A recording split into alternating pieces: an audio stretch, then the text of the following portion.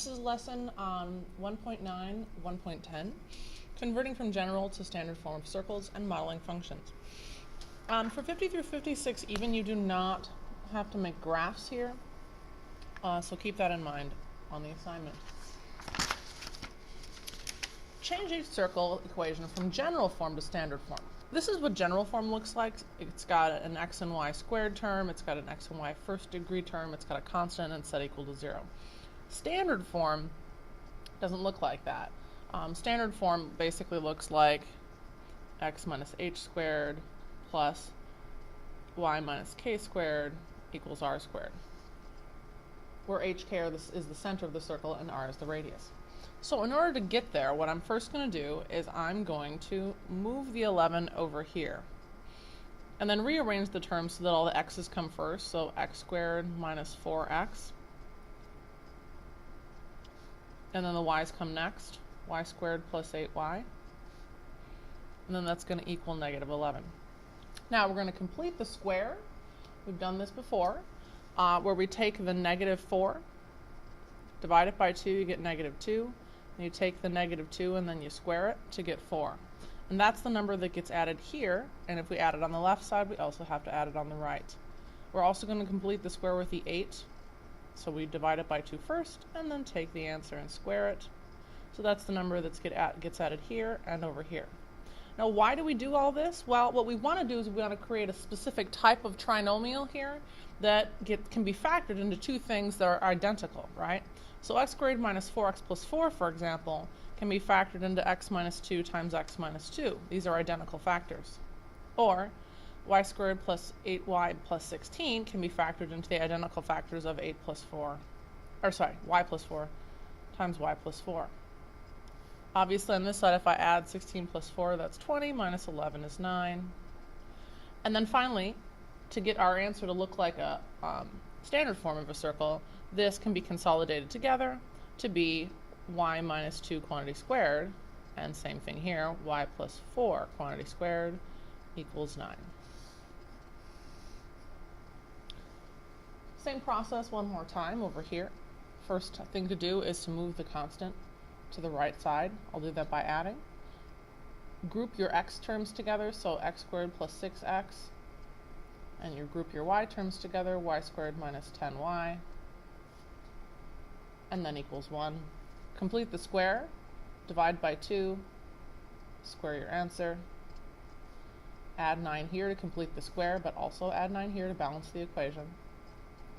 Negative 10 divided by 2 is negative 5. Negative 5 squared will give you 25.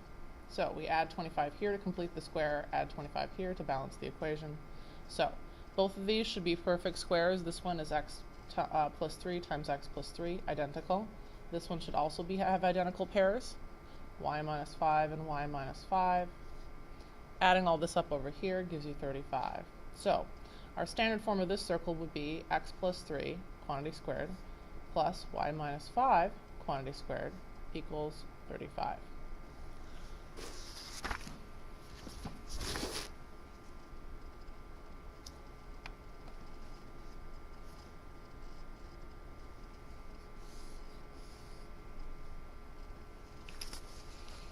Okay, so this one is just modeling functions, which means we're going to take something in a real life context and we're going to try to create models. So we can make tables or graphs or equations. Usually when they ask you to model it, they mean equations. So modeling the first plan for telephone long distance.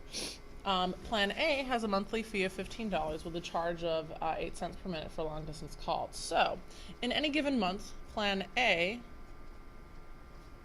will charge you $15, but you only pay that once every month. But then you also pay 8 cents per minute, so you pay that every time you have a minute. So x being the number of minutes, we could simply add 15 to 0.08 times x to get our total cost for Plan A. Plan B has a monthly fee of only $3, so you have to pay at least $3 every month. But then if you call, it's going to be 12 cents per minute. So X number of minutes would be 0.12 times X for the total cost for the month for Plan B. Now, how many minutes of long distance calls will it cost before the two plans are exactly the same? So basically what you're doing here is you're saying that you have cost here on the y-axis, and you have number of minutes used on the x-axis.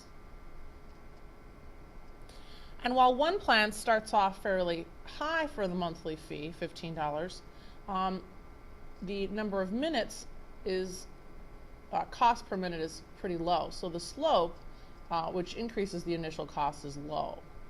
It's a lower positive number. However, the other plan starts off much cheaper, but then every minute is a lot more expensive. So the increase in cost, the rate of increase in cost is greater. So the slope is a higher positive number. So basically what they're saying is, how many minutes would it be for those two plans to really be equal in cost? So the way you do that is you take your expression that represents the amount of cost for each plan, and you set them equal to each other.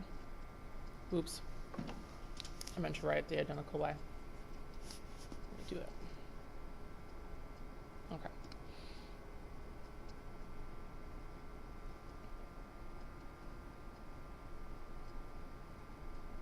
Okay.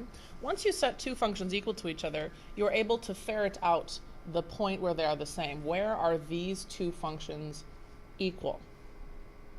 So, doing that, I will subtract 0.8x on both sides, which gives me 0.04x over here.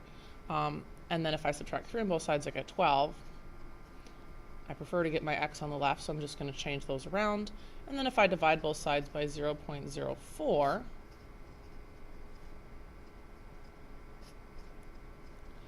the number of minutes at this position where both of the costs will be the same is 300.